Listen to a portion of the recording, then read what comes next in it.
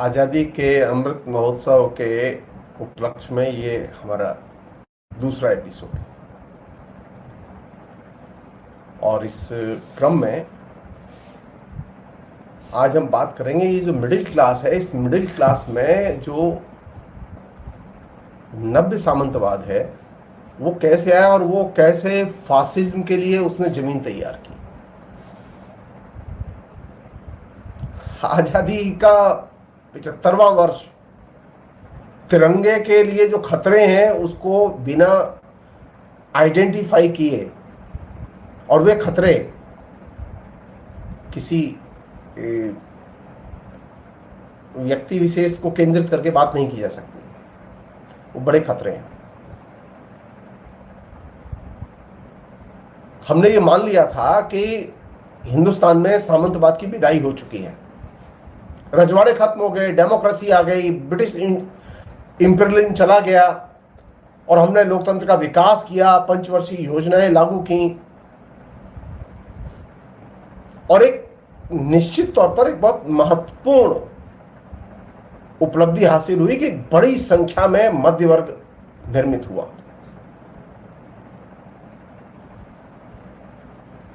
मुसलमानों में एक बहुत बड़ा तबका मध्य वर्ग का पैदा हुआ, दलितों में एक बहुत बड़ा तबका मध्य वर्ग का पैदा हुआ और दूसरी जातियों में भी मध्य वर्ग का बहुत बड़ा तबका पैदा हुआ। एक बड़ी संख्या में तकरीबन 30 करोड़ के करीब लोग हैं जो मिडिल क्लास के लोग हैं, और ये साधारण स्थिति नहीं है। अब इस मध्य वर्ग के अंदर कुछ अपनी निजी राजनीतिक वर्गीय समस्याएं भी हैं। आज आप किसी भी मध्य वर्ग के व्यक्ति से बात कीजिए तो वो नरेंद्र मोदी से भयानक प्रभावित है, जबकि वास्तविकता यह है कि नरेंद्र मोदी की सरकार ने नीतिगत तौर पर तमाम ऐसे कदम उठाए हैं जिससे कि हिंदुस्तान की अर्थव्यवस्था पूरी तरह से ध्वस्त हो चुकी है, लेकिन वो प्रभावित है। आप उसे कन्विंस नहीं कर सकते। उसके दिमाग में कहीं ना कहीं ये चीज चल रही है, ये जो मध्य वर्ग है इसके दिमाग में कहीं ना कहीं ये चीज चल रही है कि वह ओपिनियन मेकर है, वह राय बनाने वालों में सबसे महत्वपूर्ण भूमिका है। नरेंद्र मोदी के बारे में ओपिनियन बनाने में उसकी सबसे बड़ी भूमिका है, और ये भूमिका और ये भ्रम पैदा करने में नरेंद्र मोदी के मीडिया गैंग या मीडिया इन जनरल की बहुत बड़ी भूमिका है कि अगर मिडिल क्लास के लोग आपके बारे में राय अच्छी रखते हैं तो मिडिल क्लास को ये इल्यूजन है कि वे जो राय रखते हैं उससे सरकार की राय बनती है, सरकार के बारे में इमेज बनती है। तो ये जो मिडिल क्लास है ये अपने को इस इल्यूजन में भी रखे हुए है कि वह ओपिनियन मेकर है। एक्चुअल में वो ओपिनियन मेकर नहीं है, बल्कि वह ओपिनियन फॉलोअर है। जो नायक कहता है उसका वह अनुकरण करता है, सत्ता जो कहती है उसका वह अनुकरण करता है। भारत का मध्य वर्ग ओपिनियन मेकर कभी नहीं रहा।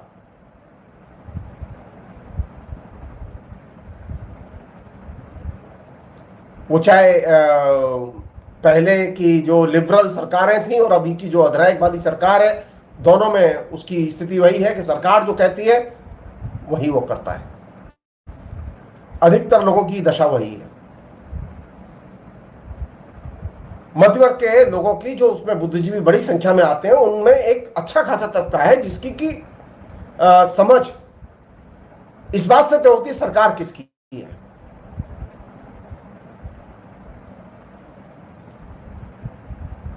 मैं क्यों कह रहा हूं कि मध्य वर्ग में नव्य सामंतवाद आ चुका है, क्योंकि मध्य वर्ग ने अपने को इस लायक रूप में विकसित ही नहीं किया।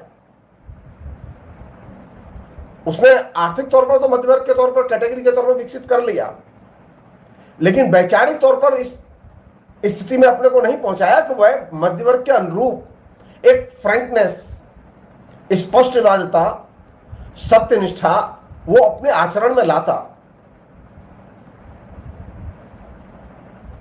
मध्य वर्ग का बड़ी संख्या में विकास हुआ, लेकिन मध्य वर्ग की सबसे बड़ी मुसीबत क्या है?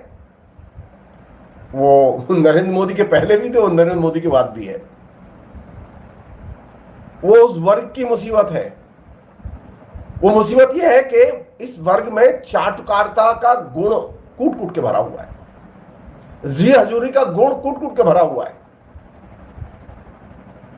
और ये चाटकार्ता जी हजूरी जो है, ये उसे दरबारी सभ्यता और संस्कृति से विरासत में मिली है।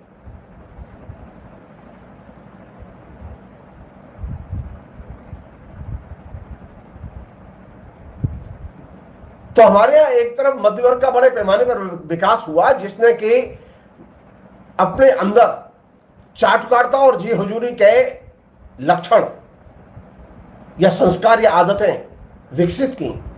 वहीं दूसरी तरफ संत महंत और पूरी को पूरी जो धर्म था उसको एक धार्मिक उद्योग के तौर पर उसका विकास हुआ है। तो अब आपके सामने दो बड़े खतरे हैं लोकतंत्र के सामने। मध्य वर्ग में ये जो चाटुकारिता पैदा हुई है, जी हुजूरी पैदा हुई है, और दूसरी तरफ ये जो धार्मिक उद्योग पैदा हुआ है। कल तक भगवान था, कल तक मंदिर थे, लेकिन आज भगवान है ना मंदिर है, सिर्फ धर्म उद्योग है। और धर्म उद्योग और उससे जुड़े हुए लोग सीधे सत्ता से जुड़े हुए हैं। सरकार में कोई भी आए या जाए, मध्य वर्ग के ये चाटुकार या जी हुजूरी करने वाले लोग आज कम्युनिस्टों की सरकार आ जाए, ये कहेंगे मार्क्स बहुत अच्छे थे। आपको आश्चर्य होगा कि जो कल तक पानी पी पी के मार्क्स को गाली दे रहे थे, वही मार्क्स की मूर्ति खोज खोज के माला पहनाएंगे। क्योंकि हिंदुस्तान के मध्य वर्ग की एक बुनियादी विशेषता है कि वह बेपेंदी के लोटे की तरह है। जिधर बेपेंदी के लोटे की खूबी क्या होती है? बेपेंदी के लोटे की खूबी यह होती है कि वह जिधर पानी का प्रेशर पड़ता है उधर ही लुढ़क जाता है। तो इस मध्य वर्ग के ऊपर जिस तरफ से प्रेशर आएगा ये उधर ही चला जाएगा। आज मजदूरों किसानों के आंदोलन का प्रेशर खड़ा हो जाए हिंदुस्तान में, उनकी सरकार आ जाए, ये उधर चला जाएगा। जो लोग अभी जय श्री राम कर रहे हैं, वे लोग एक सिरे से इंकलाब जिंदाबाद बोलने लगेंगे। क्यों? क्योंकि उनकी जो पूरी की पूरी मानसिक दशा है वो फ्यूडल है, जिसे हम लोग नव्य सामंती मनोदशा कहते हैं। उसका विवेक से, उसका तर्क शास्त्र कोई संबंध नहीं है। उसका एक ही तर्क है, दरबारी तर्क, जी हुजूरी करना। तो मध्य वर्ग में जी हुजूरी की कल्चर, चाटुकारिता की कल्चर जो ये बड़े पैमाने में विकसित हुई, इसने इंटेलिजेंसिया को भी प्रभावित किया। इसमें वे लोग भी शामिल हैं जो कि अपने को सेकुलर कहते हैं, वे लोग भी शामिल हैं जो अपने को कम्युनिस्ट कहते हैं। तो इस हैंगओवर से निकालना मध्य वर्ग को, अपने को, कि वह जी हुजूरी की संस्कृति का हिस्सा न बने, यह थोड़ा सा मुश्किल काम है।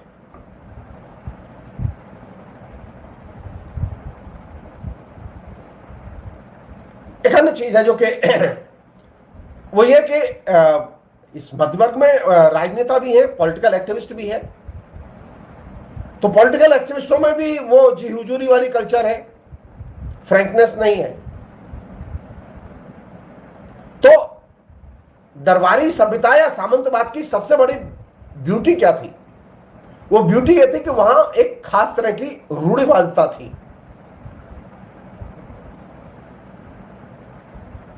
एक रूढ़ी चल निकली तो उसी पर बाकी लोग भी चल निकले। तो अब जी हुजूरी की कल्चर चल निकली तो अब बाकी लोग भी उस पर चल निकले। महंत भी जी हुजूरी कर रहे हैं प्रधानमंत्री की, मध्य वर्ग के इंटेलिजेंसिया भी जी हुजूरी कर रहा है प्रधानमंत्री की, पूंजीपति भी जी हुजूरी कर रहा है प्रधानमंत्री की, प्रोफेसर भी जी हुजूरी कर रहे हैं प्रधानमंत्री। प्रधानमंत्री की मुश्किल यह है कि वो समझ ही नहीं पा रहा है कि वो सही कह रहा है या गलत कह रहा है। क्यों? क्योंकि जो भी उससे मिलने आ रहा है वो ये कह रहा है कि आप सही कर रहे हैं और देश खुशहाल है। क्योंकि प्रधानमंत्री के सामने कभी भी कोई भी व्यक्ति खुल के ये बात कहने की स्थिति में नहीं है कि आप जो कर रहे हैं वो देश के लिए नुकसानदेह है। ये जो जी हुजूरी करने वाले लोग हैं, ये जी हुजूरी करने वाले लोग मैंने बंगाल में भी देखे हैं वामपंथ के शासन में। ये जी हुजूरी करने वाले लोग मैंने इमरजेंसी में भी देखे हैं, और ये हुजूरी करने वाले लोग अभी मैं नरेंद्र मोदी के शासन में भी देख रहा हूं। ये उसी वर्ग से आते हैं। जिस वर्ग से हम सब लोग आते हैं, मध्य वर्ग के लोग। तो मध्य वर्ग में एक बीमारी है जिसका कि पिछले 70 साल में बहुत ज्यादा जिसे कहें कि वायरस की तरह विकास हुआ, जिसे हम लोग कहते हैं दरबारी कल्चर। पुराने जमाने के भाषा में और आज की जमाने की भाषा में कहते हैं हम जी हुजूरी की संस्कृति, या अनुकरण मूलकता, या बहुत ही सिंपल भाषा में कहें आज्ञाकारिता। मध्य वर्ग की आज्ञाकारिता, संतों महंतों की आज्ञाकारिता, ये सत्ता का सबसे बड़ा जो है अस्त्र रही है। सत्ता यही चाहती है, फासिज्म यही चाहता है कि सिर्फ उसकी आज्ञा का पालन किया जाए। जो कहा जा रहा है उसे मानो, जो बोला जा रहा है उसका अनुकरण करो, सवाल मत खड़े करो, दिमाग का इस्तेमाल मत करो। मध्य वर्ग पहले से इसके लिए तैयार है साइकोलॉजिकली, क्योंकि उसकी अपब्रिंगिंग आलोचनात्मक परिवेश में नहीं हुई है। और यही वजह है कि मध्य वर्ग की लोकतंत्र में आस्था घटी है, संतों महंतों की लोकतंत्र में आस्था घटी है। संत महंत, मैं जानबूझ के कह रहा हूं कि ये जो सेक्शन है, ये सेक्शन बहुत बड़ा सेक्शन है ओपिनियन मोबिलाइज करने वाला फासिज्म के लिए हिंदुस्तान में। अब आप सोचिए कि एक तरफ आपके यहां अपर क्लास का विस्तार हुआ है, मिडिल क्लास का विस्तार हुआ है, तेजी से उसमें गरीबी का विस्तार हुआ है, लोगों की पामाली बढ़ी है। मध्य वर्ग का कोई हिस्सा ऐसा नहीं है जो कर्ज में डूबा ना हो। अदानी से लेके घनश्याम दास माथुर तक, जो कि एक हाउस के लिए लोन लेता है, सारे लोग आकंठ कर्ज में डूबे हुए हैं। किसान भी कर्ज में डूबा हुआ है।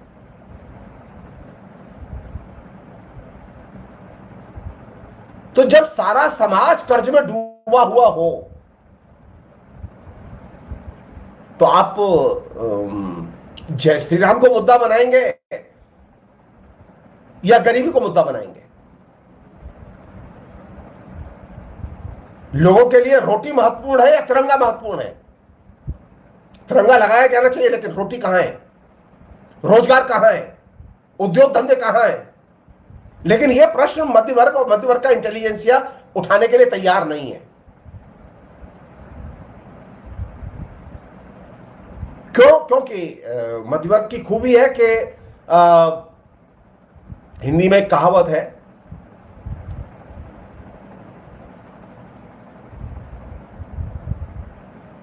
कि जहां मिली थार परात वहीं गुजारी सारी रात। जहां खाना मिलेगा वहीं वो रात गुजार देगा। ये जो अनुकरण मूलकता है, ये जो आज्ञाकारिता है, ये आज्ञाकारिता कूट कूट के मिडिल क्लास में भरी हुई है और ये उसे अपने सामंती पूर्वजों से विरासत में मिली है। और इस आज्ञाकारिता का सबसे गहरा असर हमारे युवाओं पर है।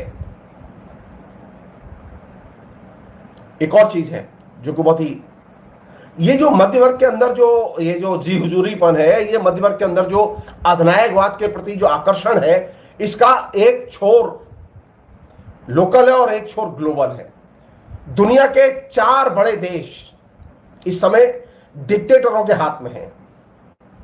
चाइना, रशिया, तुर्की, भारत।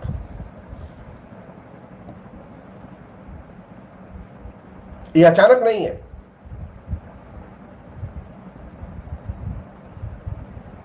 मध्य वर्ग को कौन सी चीज पसंद है? मध्य वर्ग को, आज के नौजवानों को कौन सी चीज पसंद है? उन्हें लोकतंत्र नहीं चाहिए, उन्हें संरक्षण चाहिए। उन्हें तिरंगा नहीं चाहिए, उन्हें संरक्षण चाहिए। उन्हें लोकतंत्र के कुर्बानी के लिए एक कदम आगे नहीं जाना, उन्हें सिर्फ संरक्षण चाहिए। यह संरक्षण का भाव कहां से आया? यह फ्यूडलिज्म से आया, जो कि फ्यूडलिज्म आपने नष्ट किया था, उस फ्यूडलिज्म का यह अवशेष है इस मध्य वर्ग में, कि मध्य वर्ग उसके साथ है जो उसे संरक्षण देने के लिए तैयार है। मैं अगर संरक्षण देने के लिए तैयार हूं, मेरे यहां विद्यार्थियों की भीड़ लगी रहेगी, और मैं चूंकि संरक्षण देने के लिए तैयार नहीं हूं, मेरी कोई खबर ही नहीं लेता, कोई फोन भी नहीं करता मुझे। लेकिन जो प्रोफेसर संरक्षण देने के लिए तैयार रहते हैं उनके पास लाइन लगी रहती है। मध्य वर्ग की मानसिकता है ये बड़े पैमाने पर, संतों महंतों की मानसिकता है ये बड़े पैमाने पर। उन्हें लोकतंत्र नहीं चाहिए, उन्हें संरक्षण चाहिए। जो संरक्षण देगा वे उसके साथ होंगे। तो उन नेताओं का जनाधार और उन नेताओं की लोकप्रियता बढ़ी जो संरक्षण का वायदा करते हैं। और संरक्षण देने के लिए जाहिर है कि आपके पास में एक नायक होना चाहिए।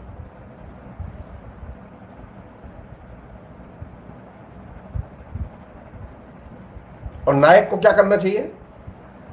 जितने भी डिक्टेटर हैं वो डिक्टेटर एक मजेदार चीज करते हैं, वो ये कि एक काल्पनिक अतीत और एक काल्पनिक भविष्य, ये दो चीज वो बड़े पैमाने पर प्रचारित और प्रसारित करते हैं। हमारे जो नायक हैं नरेंद्र मोदी, उन्होंने भी ये काम किया है। पुतिन ने भी ये काम किया है। तुर्की के जो राष्ट्रपति उन्होंने भी ये काम किया है। ये जितने भी डिक्टेटर हैं, इन डिक्टेटरों की ब्यूटी है कि ये इनके पास में एक काल्पनिक अतीत होता है और एक काल्पनिक भविष्य होता है। वर्तमान में ये आते ही नहीं है।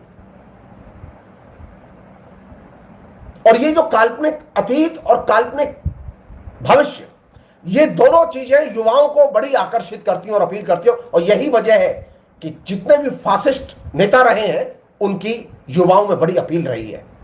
और यही वजह है कि नरेंद्र मोदी की युवाओं में सबसे ज्यादा अपील है, क्योंकि युवाओं को वर्तमान देखने में परेशानी होती है, तो वर्तमान देखना ही नहीं चाहते। वो चाहते एक काल्पनिक अतीत, अकबर, महाराणा प्रताप, शिवाजी, भगवान राम, भगवान कृष्ण, अतीत, काल्पनिक अतीत, काल्पनिक भविष्य। जितने भी सर्वे आते हैं सब में यही आ रहा है पिछले 8 साल से कि अगले साल से गरीबी दूर हो जाएगी, अगले साल से महंगाई खत्म हो जाएगी, अगले साल से अर्थव्यवस्था चंगी हो जाएगी और जंप कर जाएगी। हकीकत क्या है? हकीकत यह है कि हमारी जो जीडीपी है वो -27% तक चली गई। सारे अनुमान फेल हो गए, किसी ने सवाल नहीं किया। क्यों? क्योंकि फिर रिपोर्ट आने लगी, आईएमएफ की रिपोर्ट आई, वर्ल्ड बैंक की रिपोर्ट आई, सारी रिपोर्ट्स में फिर कल्पनाएं आई कि अगले 5 साल, अगले 3 साल भारत के लिए बहुत अच्छे हैं, विकास दर 7.8, 8.5 वगैरह वगैरह। काल्पनिक अतीत और काल्पनिक भविष्य, ये दो चीजें अस्त्र के तौर पर ये अधिनायकवादी नेता इस्तेमाल करते हैं और युवाओं को सम्मोहित करते हैं। और यही जो चीज है जो ये नेता जो करते हैं, उसने एक अजीब सी कल्चर पैदा की है। वो ये कि मध्यवर्ग को अतीत बहुत पसंद है, अतीत अपील करता है, और इस अतीत के जरिए वे खाली समय जो होता है उसको भरने का काम करते हैं। जब आप अतीत में जाएंगे और अतीत में आनंद लेंगे, मेरी कोई आपत्ति नहीं है राम मंदिर बने, लेकिन मेरी आपत्ति इसमें कि राम मंदिर बने इसके लिए प्रोपेगेंडा क्यों होगा? तेलंगाना के मुख्यमंत्री ने रामानुजाचार्य का मंदिर बनवाया, बहुत शानदार मंदिर बनवाया, पता ही नहीं चला, कोई आंदोलन ही नहीं हुआ। इतना विशाल और इतना महान मंदिर बनवाया है कि अभी तक भारत में कोई उतना बढ़िया मंदिर नहीं बना। कोई कैंपेन नहीं। मुझे कोई आपत्ति नहीं है राम मंदिर बनता, कोई कैंपेन नहीं होता, लेकिन अगर राम मंदिर बने और कैंपेन न हो, ये कैसे हो सकता है? क्योंकि वह आपके जो खाली समय है उसमें आपको वो फीड, मध्य वर्ग के खाली समय को कैसे भरा जाए, अतीत के किस्सों से, कहानियों से, झूठी किंवदंतियों से, जिससे मध्य वर्ग अपना टाइम पास करे। क्यों? क्योंकि मध्य वर्ग को अतीत बार बार रह रह की याद आता है, तो उसके लिए एक अतीत जुगाड़ करो। तो उन्होंने एक अतीत जुगाड़ किया। राम मंदिर जुगाड़ नहीं किया, उन्होंने एक अतीत का आख्यान और अतीत का एक वैभव जुगाड़ किया जिससे कि मध्य वर्ग एंजॉय करे और इंगेज रहे, और मध्य वर्ग का जो खाली समय है वो खाली समय का इस्तेमाल हम करें। जब आप अतीत के जरिए अपने खाली समय को भरेंगे तो आप तय मानिए आप सामाजिक जीवन में, राजनीतिक जीवन में कभी भी समानता को अर्जित नहीं कर सकते। हमेशा हायरार्की, छोटे बड़े का भेद, ऊंच नीच का भेद, यह हायरार्की हमेशा बनी रहेगी वैल्यूज के लेवल पर। तो आपने राम मंदिर नहीं बनाया, आपने राम के आख्यान को घर घर नहीं पहुंचाया, आपने हायरार्की को पहुंचाया। और यही वह खतरनाक जगह है जहां पर कि लोकतंत्र एकदम क्षत विक्षत पड़ा हुआ है। राम मंदिर बनने से या सोमनाथ के मंदिर बनने से क्षत विक्षत नहीं हुआ देश। देश क्षत विक्षत होता है जब आप अतीत के आख्यान से मध्य वर्ग के खाली टाइम को एक्सप्लॉइट करते हैं और मध्य वर्ग के अंदर हायरार्की का मूल्यबोध पैदा करते हैं। तो कौन सी चीज कल्टीवेट हुई पिछले 70 साल में और खासतौर पर 1980 के बाद? अतीत में आनंद लो और हायरार्की पैदा करो। राम मंदिर आंदोलन अतीत के आनंद का आनंदोलन था। मैं हिंदू मुसलमान के दृष्टिकोण से देखना नहीं चाहता, मैंने पहले देख चुका हूं, लेकिन मैं आज थोड़ा दूसरे ढंग से देखना चाहता हूं इसे पलट के। ये अतीत में आनंद लेकर और हायरार्की को मजबूत करने की जो शिलान्यास रखा गया, किसने रखा? सब लोग जानते हैं। नेहरू क्यों अच्छे लगते हैं मुझे? क्योंकि नेहरू अतीत के आख्यान को पुनरुज्जीवित नहीं करते। नेहरू कोई भी चीज करते समय अतीत में नहीं जाते, क्योंकि नेहरू को डेमोक्रेसी चाहिए, नेहरू को फासिज्म नहीं चाहिए। जिनको फासिज्म की जरूरत होती है, अधिनायकवाद की जरूरत होती है, उनके लिए अतीत का आख्यान जरूरी होता है, उनके लिए हायरार्की जरूरी होती है। जो अतीत का सुंदर रूप, काल्पनिक रूप पेश करते हैं, वे काल्पनिक भविष्य भी पेश करते हैं, वे अल्टीमेटली फासिज्म की राजनीति करते हैं, डेमोक्रेसी की राजनीति नहीं करते। और एक और चीज है जो इसके पैरेलल विकसित होती है, जिसे हम कहते हैं इंफीरियर और सुपीरियर का मूल्यबोध पैदा करते हैं कि ये हीन है, हम श्रेष्ठ हैं। अब नेहरू हीन है और मोदी श्रेष्ठ है। मोदी ने एक 10,000 करोड़ रुपए का कारखाना नहीं खोला, और जिस व्यक्ति ने लाखों करोड़ रुपए के कारखाने हिंदुस्तान को दिए उसको हीन कहा जा रहा है, और कहा जा रहा है कि सबसे ज्यादा अलोकप्रिय व्यक्ति है। तो जब आप अतीत के मोह और भविष्य के मोह में अपने को ग्रस्त करते हैं तो इंफीरियरिटी और सुपीरियरिटी का कॉम्प्लेक्स पैदा करते हैं, और वह कॉम्प्लेक्स आप मीडिया के जरिए प्रोपेगेट करते हैं। एक और चीज है ये अतीत के बारे में, आपने एक चीज नोटिस की होगी, अचानक मालूम पड़ा कि सारे अतीत की यादें बड़ी आ रही हैं। अभी हम तिरंगा नहीं फहराए थे, अब तिरंगा फहरा रहे। हमने पटेल को माला नहीं पहनाई थी, हम पटेल को माला पहना रहे हैं। हमने गांधी को माला नहीं पहनाई थी, हम गांधी को माला पहना रहे हैं। हमने नेहरू को माला नहीं पहनाई थी। यानी अतीत के जितने भी नेता थे, महापुरुष थे, सबको हम माला पहना रहे हैं।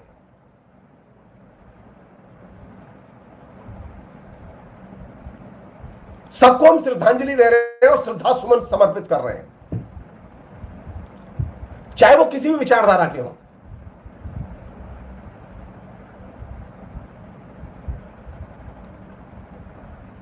अतीत के नेताओं को याद करना, उनको माला पहनाना, उनको श्रद्धा सुमन अर्पित करना, यह किस बात का द्योतक है?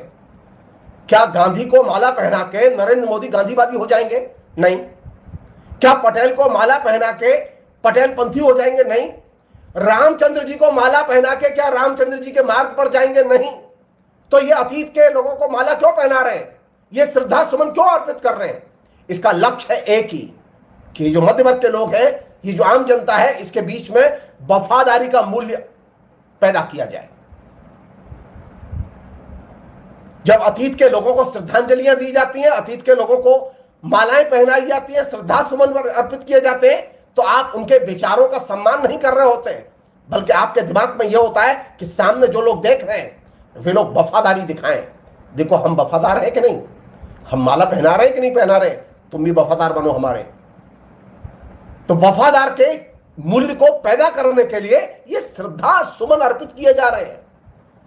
वफादारी के मूल्य को पैदा करने के लिए घर घर तिरंगा, हर हर तिरंगा। इसलिए नहीं कि तिरंगे के साथ में कोई मूल्य जुड़े हुए उनको हम आत्मसात करना है, बल्कि इसलिए आप वफादार बने, तिरंगे के प्रति वफादार बने, सरकार के प्रति वफादार बने, देश के प्रति वफादार बने। ये जो वफादारी का जो मूल्य है, ये मूल्य किसको जरूरत है इसकी? लोकतंत्र को इसकी जरूरत नहीं है, फासिज्म को इसकी जरूरत है।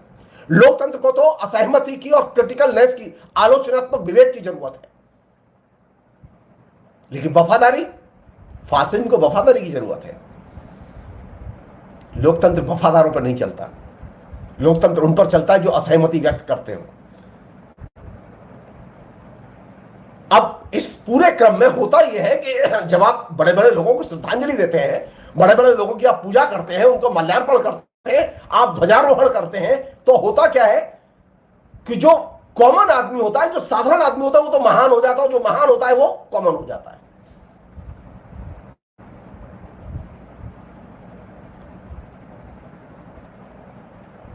जिन लोगों ने कभी जीवन में झंडा नहीं फहराया, झंडे के खिलाफ में जिन्होंने भर भर के पेट भर के गालियां दी और अपने संगठनों के मुखपत्रों में जम के घटिया घटिया बातें लिखी, अंग्रेजों की सेवा की, वे अब महान हैं।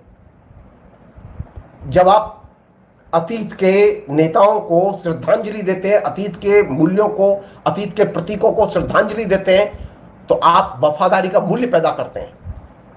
और दूसरी चीज जो पैदा करते हैं, जो बहुत ही खतरनाक चीज है, वो ये जो कॉमन आदमी है उसे तो महान बना देते हैं, और जो महान है उसे आप कॉमन बना देते हैं। अब जो झंडा फहरा रहा है वो महान है, गांधी जी नहीं, नेहरू नहीं, तो वो तो झंडा फहरा ही नहीं सकते। तो इसमें सुविधा क्या है? इसमें सुविधा यह है कि जो कॉमन आदमी है उसे मातहत बनाने में आपको सुविधा होती है। जब आप अतीत के लोगों पर फूल चढ़ा रहे होते हैं, तो आप वस्तुतः जो कॉमन आदमी है उसे मातहत बनाने का काम कर रहे होते हैं। तिरंगा यात्रा जो है वो समानता के बोध को निर्मित करने वाली यात्रा नहीं है, मैं बहुत विनम्रता से कहना चाहता हूं, क्योंकि यह किसी स्ट्रगल के लिए, किसी लक्ष्य के लिए यह यात्रा नहीं है। इसका एक ही लक्ष्य है, आदेश है पालन करो, आज्ञाकारिता। इसका एक ही लक्ष्य है, तिरंगे के प्रति वफादारी निभाओ, और जब वफादारी निभाओगे तो मातहत होके रहो।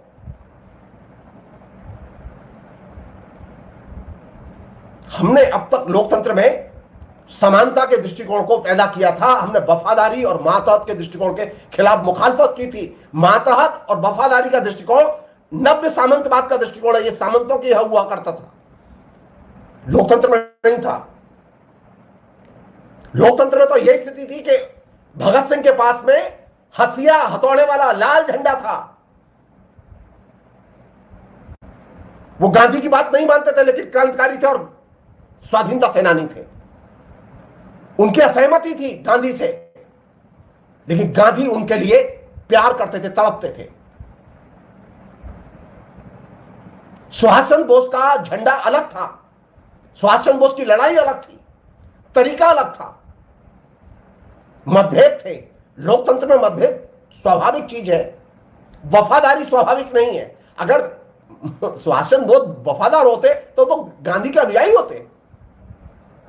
हमसे कहा जा रहा है आप वफादार बनो और मातहत बनो, तो नव्य सामंतवाद है ये मध्य वर्ग में जो पैदा किया जा रहा है। और ये किसके लिए जरूरी है? ये फासिज्म की जरूरत है। लोकतंत्र के लिए जरूरत है झंडा हो, मन में है झंडा लगाओ, मन में है झंडा न लगाओ, स्वागत है स्वागत करो, नहीं करना है मत करो, असहमति व्यक्त करनी है असहमति व्यक्त करो, 15 अगस्त का मूल्यांकन करना है मूल्यांकन करो, पलट के देखो सरकार ने क्या किया है क्या नहीं किया है। सरकार ने जनता से किया एक वायदा नहीं निभाया है। एक झंडे के नीचे खड़े होकर शपथ ली थी, लाल किले पर खड़े होकर घोषणाएं की थी, जितनी भी पिछले 8 साल में एक घोषणा पूरी नहीं हुई है। और जो घोषणाएं लागू की गई वे इलेक्शन मैनिफेस्टो में नहीं थी, नोटबंदी इलेक्शन मैनिफेस्टो में नहीं थी, जीएसटी इलेक्शन मैनिफेस्टो में नहीं था। आप चुनी हुई सरकारों को गिराएंगे, खरीद फरोख्त करेंगे, यह आपके इलेक्शन मैनिफेस्टो में नहीं था।